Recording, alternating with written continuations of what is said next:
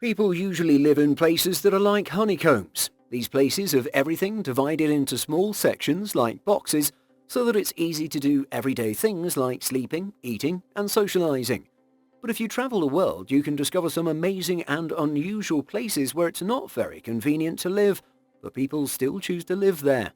And we're going to explore the most unusual places where people live around the world. We hope you enjoy this fascinating journey. Let's get started. Yakutsk. In Yakutsk, you should stay quiet, or you might get very cold. Yakutsk is the coldest city on Earth. During winter in eastern Siberia, it gets as cold as minus 40 degrees Celsius, twice as cold as your freezer. The coldest ever recorded temperature was minus 60 degrees in 1951. Living, studying and working in such extreme cold isn't just about wearing warm clothes.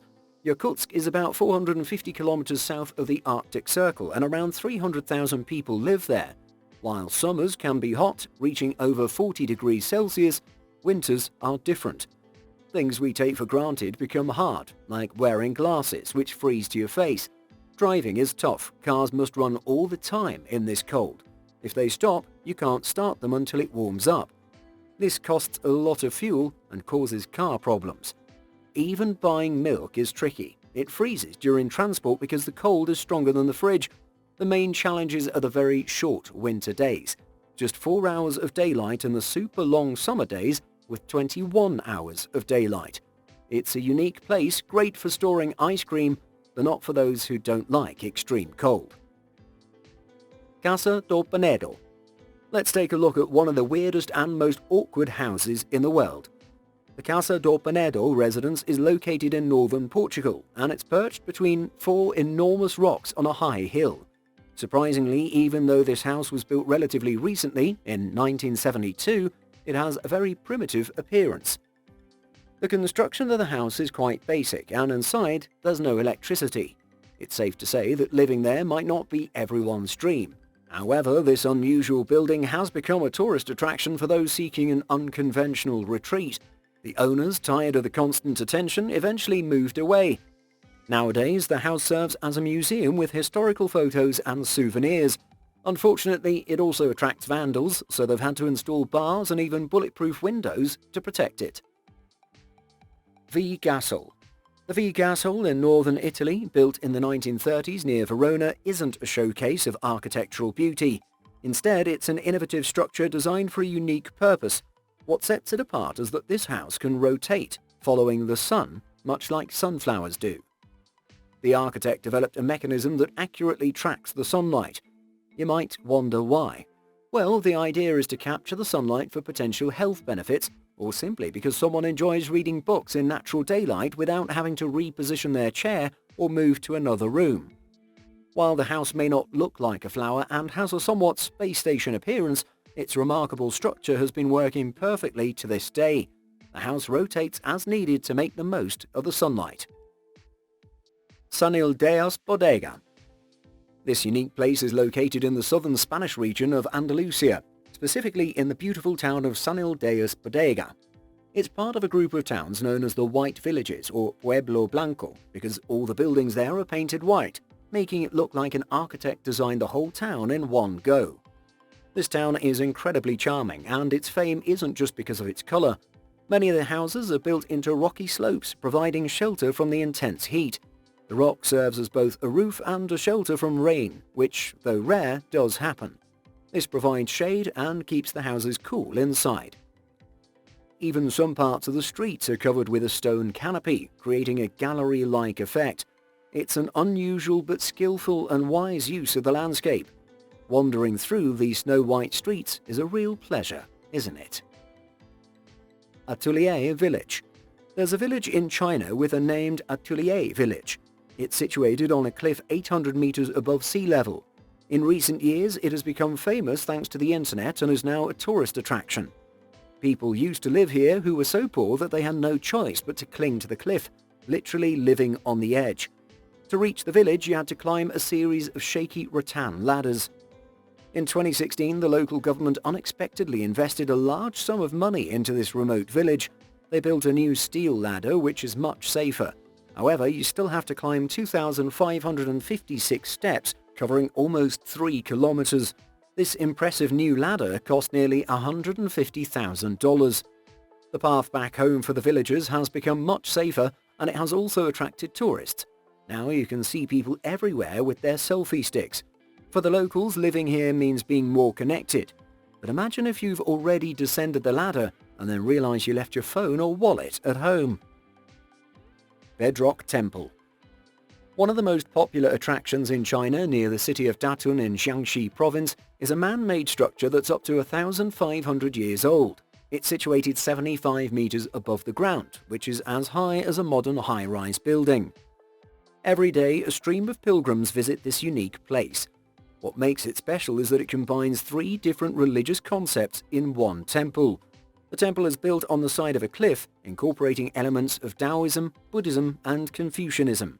Although the construction appears to be hanging in the air, it's securely attached to the rock using large oak beams that are firmly screwed into the bedrock. Surprisingly, no one has complained about creaking or instability of the galleries. Let's hope that many more tourists will visit this famous temple in the future. Mount Fanging. Reaching this incredible place requires a fearless visitor to conquer more than 8,000 steps. It's quite a journey just to catch a glimpse of the temple on the mountain's peak. Located in the Wuling Mountains of southwest China in Sichuan province, there's a remarkable natural formation, a rocky spire made of 2 halves known as Red Cloud Peak. This structure supports 2 small Buddhist temples connected by a bridge that appears to stretch through the sky. The construction of these temples spans over 500 years, and it's a mystery how Buddhists managed to transport building materials up this vertical cliff. Even just getting oneself and a small backpack here requires incredible effort. Recently, modern materials were used to reinforce the structures against strong winds at this high altitude. The temple is a popular spot for flying drones, but even they struggle with the strong winds. Fortunately, you and I don't need to climb all day to appreciate this incredible creation and the breathtaking views of the temple and the pristine natural surroundings. Madonna della Corona. There's another unique sanctuary built in Italy, situated at an elevation of over 600 meters above sea level, right next to a steep cliff. This cathedral is located almost at the top of the cliff and offers excellent protection from one side. However, it's a mystery how they managed to build it on such a narrow rock ledge. In the Monte Baldo Mountains in the Italian Alps, this extraordinary place was originally intended as a sanctuary for those seeking solitude and silence. The church itself was constructed in the year 1530. Over time, more people wanted to visit and reflect in this serene setting. Now, anyone can make a pilgrimage here and contemplate the divine beauty while being in harmony with the mountain landscape.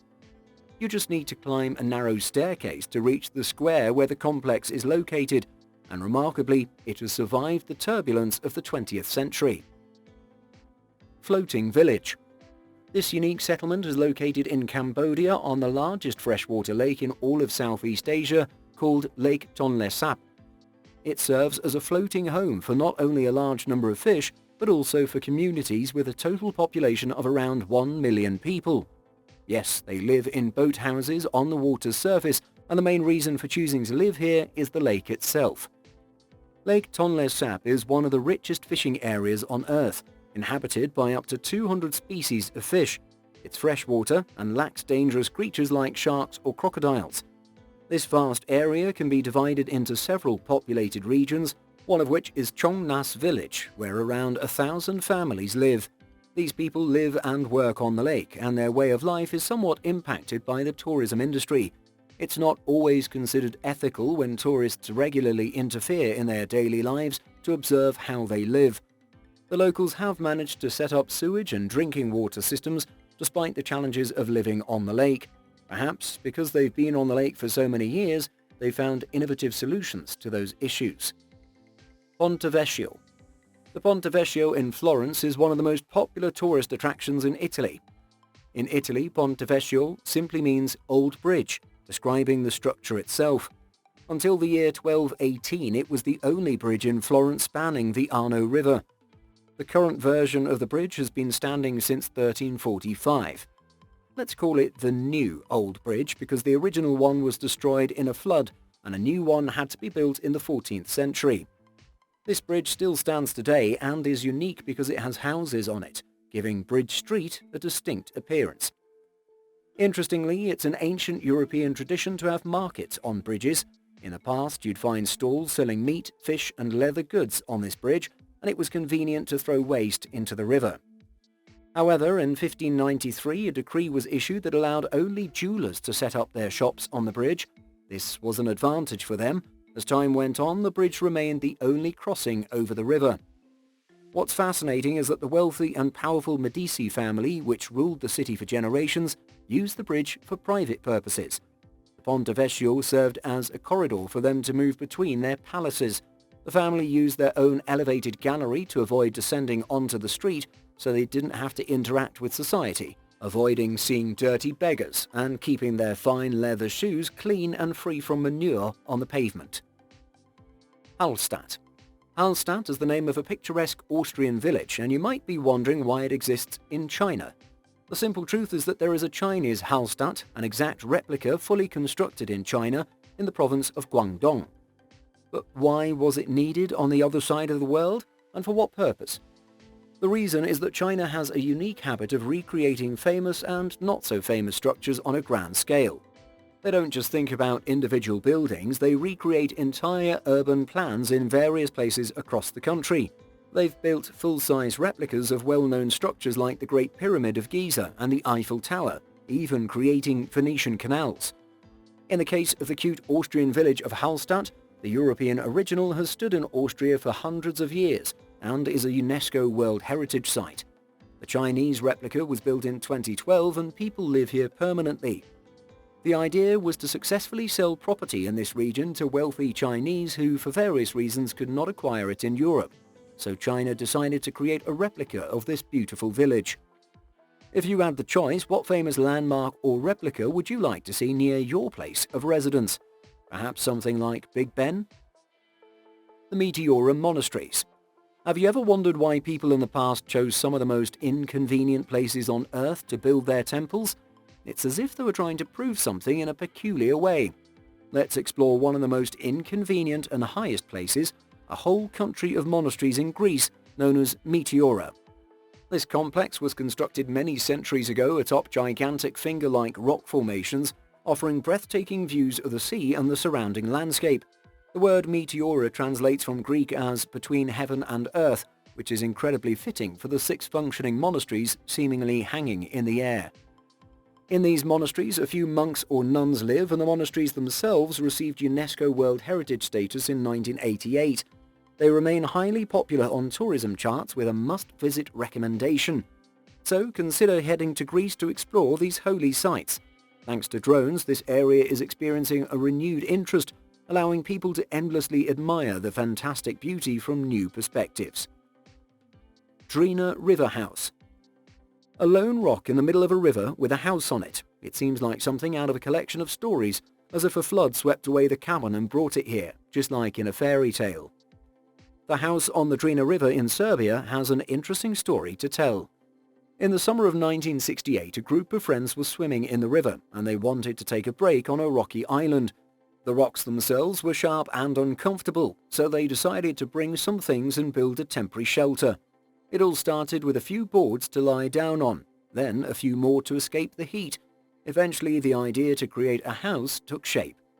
The following summer, one of the friends began the construction. The friends transported materials by kayak, and slowly but surely the place started to take shape. However, they faced a challenge as the Drina River showed a stubborn character and washed away no less than 6 versions of their new houses. But each time, the friends' determination grew stronger, and they continued to build something stable. Now their creation has become famous in the area and even attracts thousands of visitors. Their story proves that there's nothing more persistent than someone's fixed idea. Freedom Cove. The floating house on the coast of the Finno district in British Columbia is an ecologically clean haven, nestled within a forest by a lake, and it's a true bay of freedom. This unique estate project is called Freedom Cove, and it's the brainchild of the creative couple of artists Catherine King and Wayne Adams. They turned this eco-oasis into their dream home and have been developing it since 1992. The place is a diverse haven featuring a picture gallery, dance floor, lighthouse, greenhouses, solar panels, generators, and it's all painted in an unconventional range of colours, turquoise and fuchsia, creating a very bright, albeit unusual contrast with the natural surroundings. Freedom Cove is an autonomous farm, independent of state power grids, and the only way to reach it from the nearest city is by boat, a journey that takes just 45 minutes. The EDI Island, situated in the Icelandic archipelago, is the third largest island and is like an iron stake sticking out in the middle of the ocean, deserted and entirely covered in green. The idea to build a solitary house here might seem like something out of a detective novel. No wonder this place is shrouded in rumours and stories. In reality, it's far less mysterious. The island was once considered an excellent place for people obsessed with bird hunting, particularly puffins. Some individuals took pleasure in coming here to hunt these birds. However, the mystery of the house is quite straightforward. It's not a secret billionaire's residence, a retreat for a religious hermit, or even the property of the singer Björk. It's merely a hunting lodge constructed in 1953, meant for nature enthusiasts to spend time without neighbours. Today, this lodge can only be used by members of the official hunting society and is not open to anyone passing by who wishes to go bird hunting. AlHajar Yemen. You might recognize the name Gondor as the White City from Tolkien's Lord of the Rings trilogy. However, we're in a real place in Yemen called AlHajar. This small ancient town is unlike any other and holds a significant place in Yemen's history. The village was constructed in the 12th century as a fortification during the occupation by the Ottoman Empire. These multi-story buildings became the first skyscrapers in history. They're situated on mountain slopes close to each other, and the lower parts of the buildings have no windows. The mini-fortress-like construction in each building was designed to protect against invaders. The fact that the entire complex still stands strong today speaks to the quality and strength of these ancient fortifications. Matata. In southern Tunisia, there's a settlement unlike any other. It reminds us of the cave dwellings of prehistoric people, but what we see here are not miserable holes, they're almost like palaces, albeit built from earth inside of marble. This famous tourist attraction is the city of Matata, located on the edge of the Sahara Desert, surrounded by palm trees and olive groves. It was constructed using readily available materials like sand and clay. The houses are literally dug into the earth, forming a labyrinth of interconnected chambers, rooms, passages, stairs and tunnels. These homes have been inhabited for centuries by the indigenous people of North Africa, providing a way to escape the heat. Would you like to live in such a shelter? Share your thoughts with us in the comments. Kubapidi. Kubapidi is a remote and desolate place where hardly anyone has gone on a tour for hundreds of years. There's nothing of interest here except vast stretches of scorched land and a few rare snakes. However, there's one notable place, an underground miners' town. In the heart of the outback, there's a mining town called Kubapidi, where opals are extracted. Getting there takes about 8 hours of driving from Adelaide to the south or to Alice Springs to the north. Many of the town's residents live in houses that resemble dugouts or caves. These underground homes help them stabilize the climate, which can vary from freezing cold to scorching heat. Seasons in the Australian desert are quite extreme. These homes may look unusual, but they're not uncomfortable. They're quite modern and well-equipped. The people who live here are resourceful, skillful and cheerful. They've learned to adapt and solve problems, and they continue to thrive in one of the harshest places in Australia. Bucharest.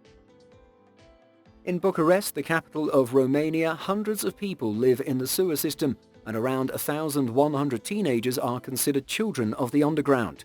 They ended up in this dire situation due to the harsh economic conditions after the fall of the Soviet Union. Romania's economy plummeted, resulting in more unemployment and impoverished families whose children sought solace in underground culture and gained access to drugs. Many orphanages simply closed down, leaving homeless children with no place to go. Whole generations of teenagers joined the ranks of marginalized individuals living in pit tunnels beneath the city. In these tunnels you can find anything from a place to sleep to a drug den. They have no other options, and these desperate people are forced to accept horrific living conditions. Only one charitable organization provides them with basic medical care, and the government does not offer assistance. Sealand.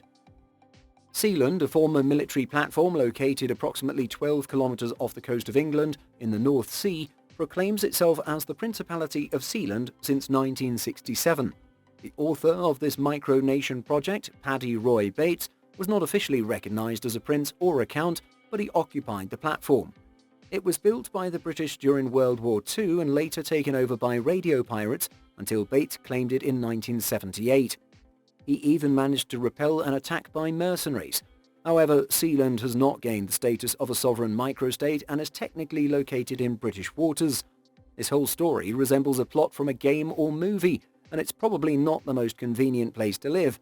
There are no nearby stores, and the landscape is not idyllic, with the roaring ocean making it difficult to even listen to the radio.